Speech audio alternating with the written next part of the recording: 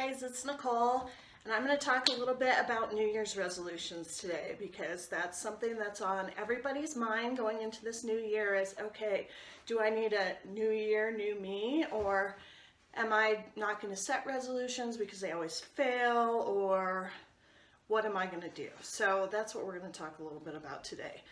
And a couple of the most important things that we need to remember of why New Year's resolutions fail is two things. First, we make too many.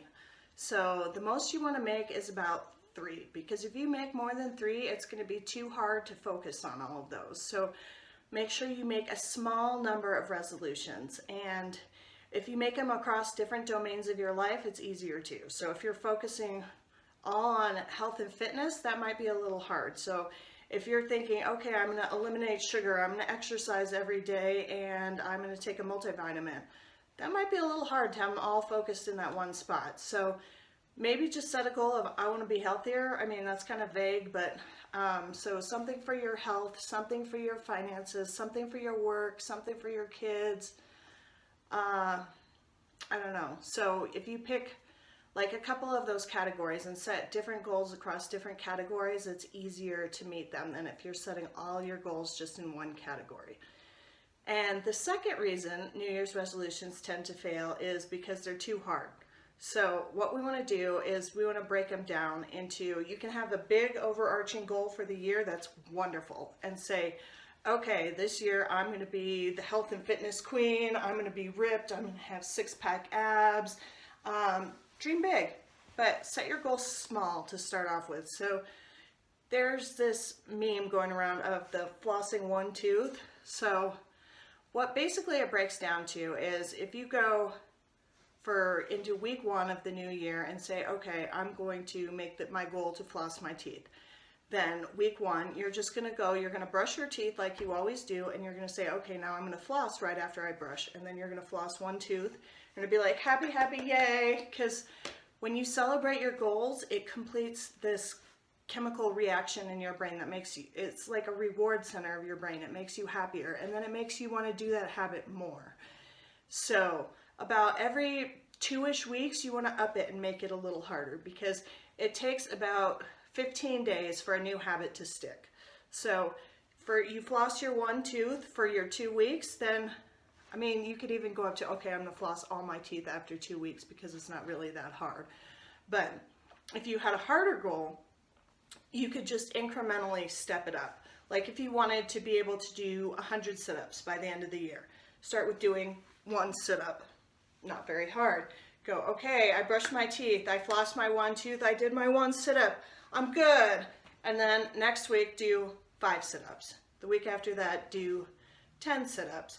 After that, do 15 sit-ups.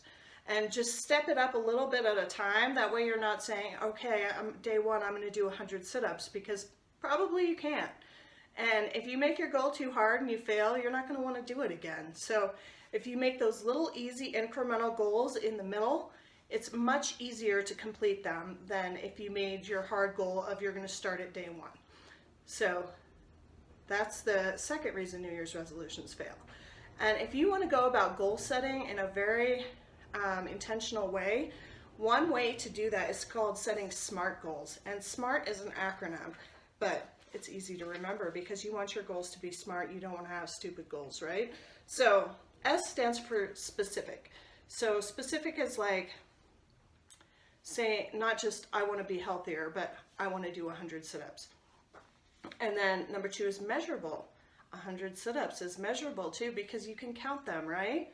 Not just I want to be able to do a lot of sit-ups, but have a number in there so you can measure and you can know when you've achieved your goal.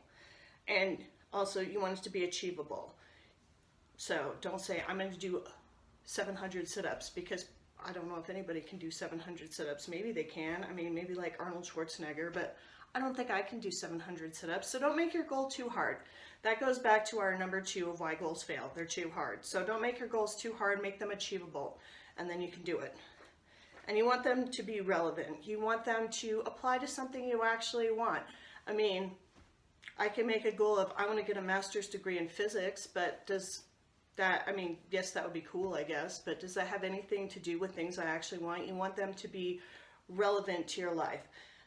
And the last thing, your T, you want them to be time bound. So you have your year in this case, or you can say in 6 months, or by May 3rd, I want to be able to do X.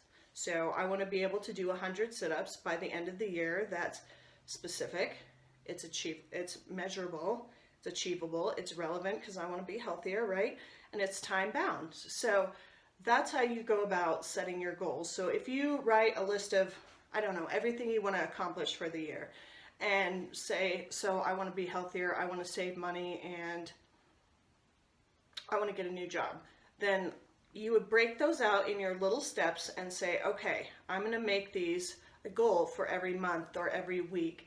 And then you do your SMART process and you say, okay, I'm going to make this really specific so I know when I meant it, and measurable. So again, because if you can't measure it, you don't know when you got your goal. If you just say, I want to be healthier, I mean, I don't know, if I eat one less piece of chocolate every day, I'm healthier, right? So if you go through all that process, make sure you don't set too many goals, you don't set your goals too hard, and that you celebrate your wins when you finish, then all of those are going to help your New Year's resolutions come true. So good luck, you guys, and let me know in the comments if you want me to delve into any of these topics deeper. And I do have more about this on my blog as well. You can check it out, millenialmom.net. The link is in the description of this video.